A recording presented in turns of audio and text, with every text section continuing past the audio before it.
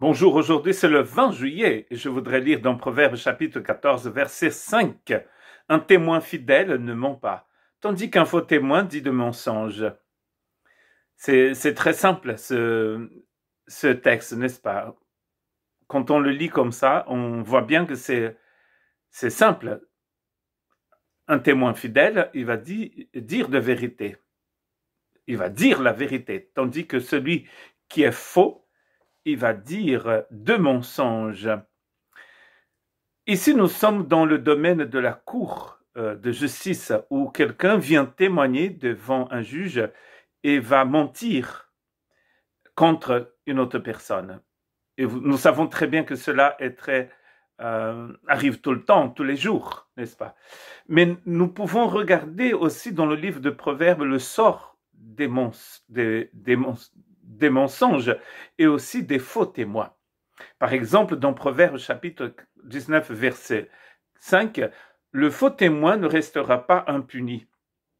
Celui qui dit de mensonges n'échappera pas à la sanction.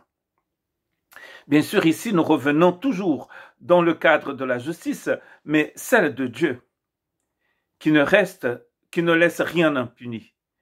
D'ailleurs, c'est écrit dans le Nouveau Testament que le mensonge et ceux qui pratiquent le mensonge ne peuvent pas hériter du royaume de Dieu. Et nous ne connaissons pas une sanction plus terrible que de ne pas hériter du royaume de Dieu. Donc nous sommes tous appelés à être des vrais témoins.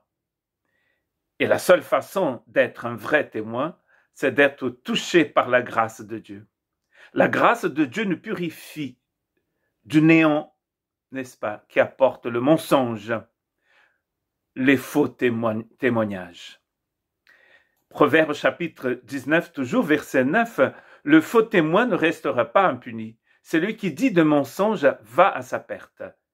Il commence de la même manière que le verset 5, le faux témoin ne restera pas impuni. Et ensuite, il dit, celui qui dit de mensonges va à sa perte. Donc, ça veut dire que chaque fois qu'on dit un mensonge, nous sommes en train d'aller vers notre propre perte. Bien oui, parce que la bouche parle de la plénitude du cœur. Donc cela veut dire que ce que sort de notre bouche, c'est ce que nous avons dans notre cœur. Et le mensonge ne peut produire rien de bon. C'est pour ça que dans tous ces textes de Proverbes, où il est question d'un témoin qui dit le mensonge, en fait, les résultats seront toujours mauvais. Ils sont toujours mauvais et seront toujours mauvais. Dans Proverbe 25, verset 18, il va considérer cela comme une arme, comme nous avons vu d'ailleurs hier aussi, une massue, une épée, une flèche aiguë. Voilà ce qui est un homme qui porte un faux témoignage contre son prochain. Et cette arme, comme nous avons vu hier, va toujours nous faire du mal à nous-mêmes. Nous utilisons cette arme pour faire du mal. D'ailleurs ici, ce sont des armes. La panoplie, quoi.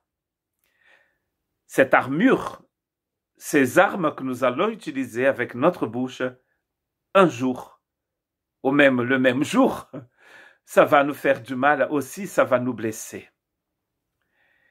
Dans le Nouveau Testament, nous allons trouver le mot témoin qui finalement va être utilisé comme martyr, parce que le mot témoin en grec, c'est le mot martyr. Et plus vous avancez dans le Nouveau Testament, par exemple, quand vous arrivez dans le livre d'Apocalypse, vous allez voir que quand on utilise le mot martyr, on n'est pas seulement en train de parler des témoins, mais aussi de ceux qui donnent, des témoins qui donnent leur vie pour l'agneau. Et dans Actes chapitre 1, verset 8, que je vais trouver en français, nous allons trouver ce mot témoin utilisé par le Christ lui-même. Et là, ces témoins sont appelés à dire la vérité, à annoncer la bonne nouvelle de l'Évangile. Actes chapitre 1, verset 8, un verset assez connu, mais vous recevrez une puissance, le Saint-Esprit, survenant sur vous, et vous serez mes témoins à Jérusalem, dans toute la Judée, dans la Samarie et jusqu'aux extrémités de la terre. Au même temps, Jérusalem Judée, Samarie, extrémité de la terre.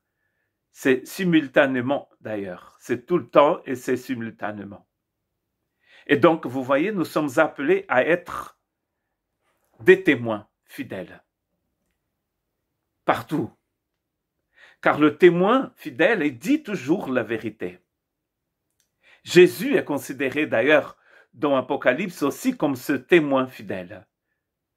Dans Apocalypse chapitre 3, verset 14. Et nous allons trouver aussi en français.